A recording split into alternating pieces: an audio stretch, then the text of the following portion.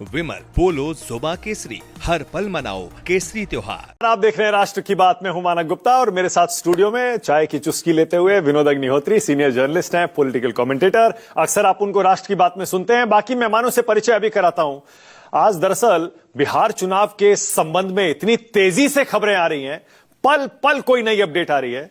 तो डिबेट शुरू करने से पहले आपको इस वक्त की एक ब्रेकिंग न्यूज दे देता हूं और वो ब्रेकिंग न्यूज यही है कि जो सीटों का बंटवारा महागठबंधन और एनडीए में फंसा हुआ था, उसमें बहुत तेजी से अब डेवलपमेंट हो रहे हैं। महागठबंधन के खेमे से खबर यह आ रही है कि तेजस्वी यादव ने और लालू यादव ने मिलकर अब महागठबंधन के सारे घटक दलों को मना लिया है और महागठबंधन का सीटों का फॉर्मूला तय हो गया है।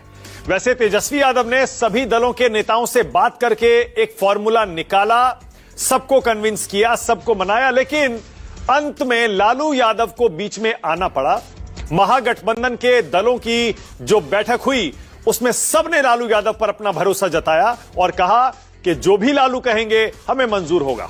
पर उससे पहले, जैसा मैंने कहा, ग्राउंड वर्क तेजस्वी यादव के नेतृत्व में आरजेडी के नेता कर चुके थे और अब ऐसा लगता है महागठबंधन का सीटों का यह फॉर्मूला कभी भी अनाउंस हो सकता है।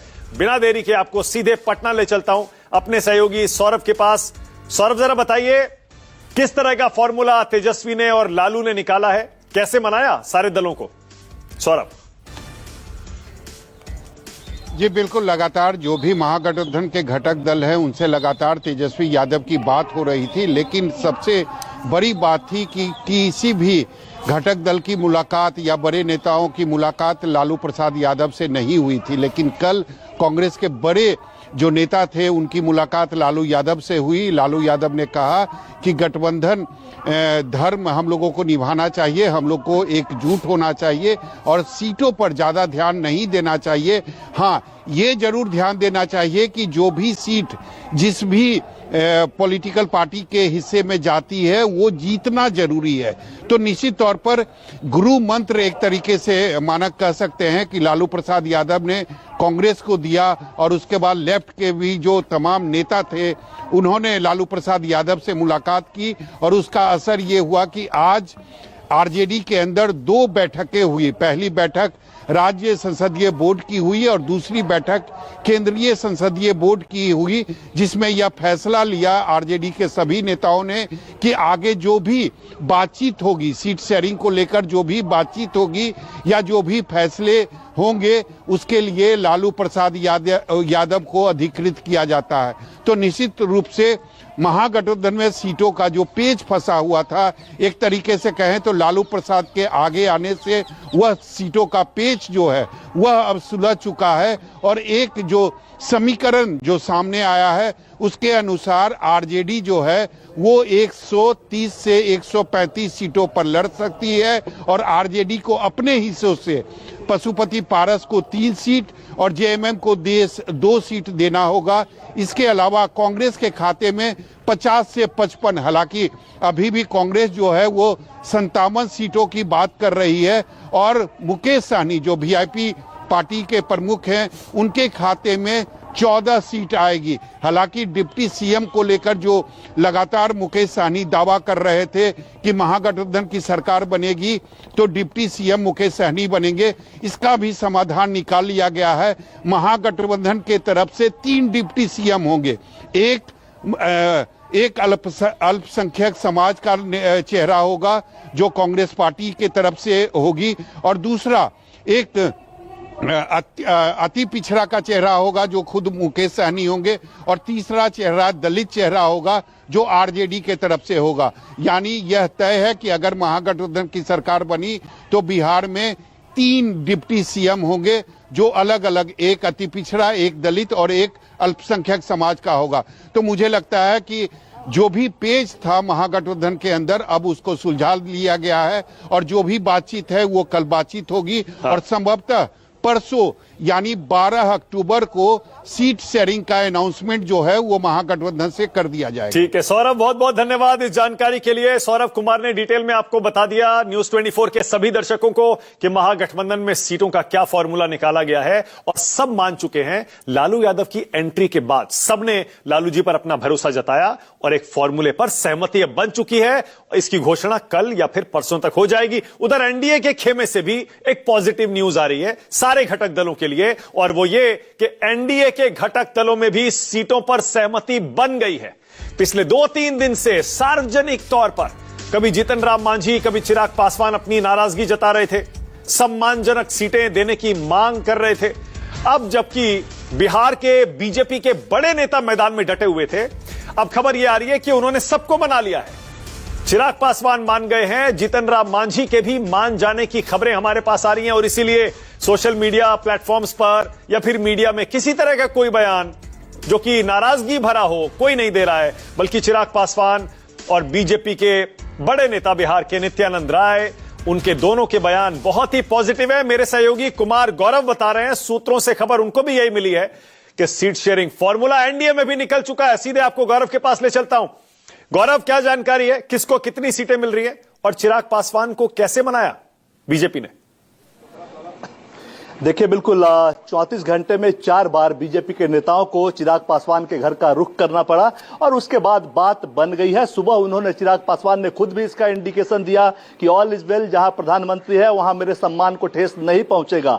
उसके बाद से लगातार बातचीत का दौर उसके बाद पटना में भी जारी रहा, और अब कुल मिलाकर यह फैसला एक तरह से इस निष्कर्ष पर निकला है एनडीए कि अब सीटों को लेकर किसी 5 दलों में किसी को कोई कंफ्यूजन नहीं है। जीतन राम मांझी से सीधा जेपी नड्डा ने बातचीत की, उपेंद्र कुशवाहा से धर्मेंद्र प्रधान, और बीजेपी के दूसरे नेताओं से, स्थानीय पटना के नेताओं ने बातचीत की। चिराग पासवान के यहां आपने देखा नित्यानंद राय और धर्मेंद्र प्रधान लगातार आते जाते रहे, और जहां तक जेडीयू और बीजेपी का सवाल है, उनमें बहुत ज्यादा अंतर पहले से भी नहीं था।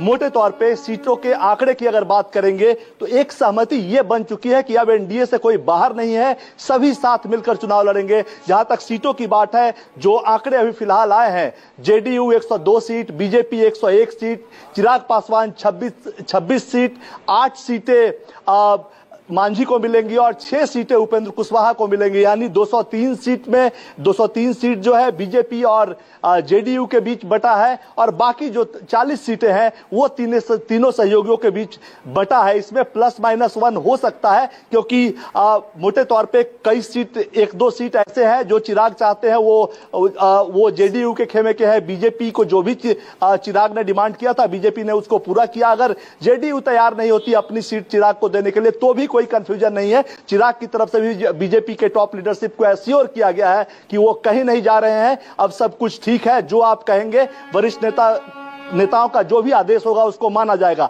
तो कुल मिलाकर सब कुछ ऑल इज वेल एक तरह से हो गया एनडीए में। अब राहत की, तमाम नेता जो है इस काम में जिन्हें लगाया गया था, सब राहत की सांस ले रहे हैं, और पूरी संभावना है कि कल एनडीए के सभी 5 दल के नेता मिलकर पटना या दिल्ली में इस बात का औपचारिक ऐलान कर देंगे। कल ही बीजेपी कोर ग्रुप की भी बैठक है, परसों प्रधानमंत्री के नेतृत्व में सीईसी की बैठक बीजेपी कार्यालय दिल्ली में होगी, और 13 तारीख से आप देखेंगे कि उम्मीदवारों की सूची धीरे धीरे आने लगेगा। यानी जो असमंजस की स्थिति एनडीए में थी उसका अब पटाक्षेप हो गया है। ठीक है गौरव, बहुत धन्यवाद इस जानकारी के लिए। तो दोनों ही गठबंधनों में जैसे ही चुनाव की प्रक्रिया सही मायनों में शुरू हुई, सीटों का फॉर्मूला तय हो गया। जब मैं कह रहा हूं चुनाव की प्रक्रिया सही मायनों में शुरू हुई, मेरे कहने का मतलब यह है कि आज ही से पहले चरण के चुनाव के लिए नामांकन शुरू हो गया है। जरा तारीखें ऊपर दिखाइए, क्योंकि आपको पता ही है पहले चरण का जो मतदान है वो 6 नवंबर को होना है, दूसरे चरण का मतदान 11 नवंबर को होना है, और नतीजे आने 14 नवंबर को।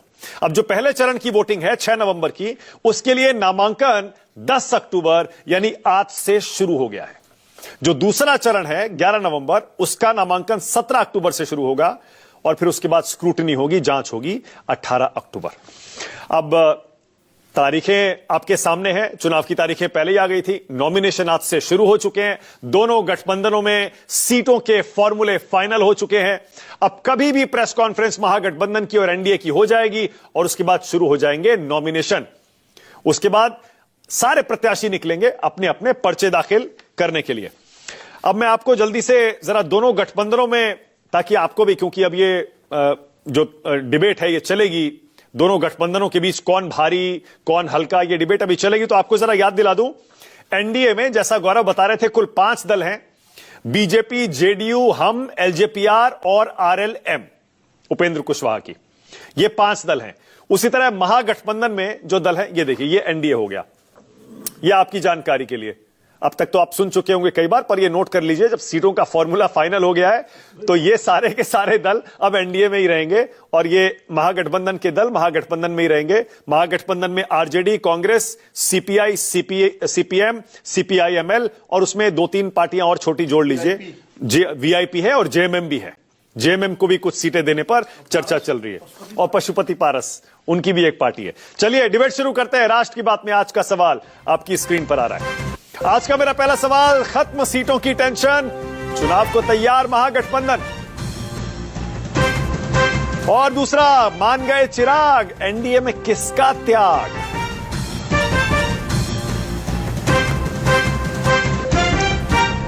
आज राष्ट्र की बात में बीजेपी से मेरे साथ संजू वर्मा है, कांग्रेस की तरफ से चित्रा बाथम आपकी स्क्रीन पर, आरजेडी से प्रियंका भारती आ गई, मेरे साथ 3 आज पॉलिटिकल एनालिस्ट हैं, विनोद अग्निहोत्री यहां पहले से बैठे, चाय खत्म हो गई होगी विनोद जी की अब।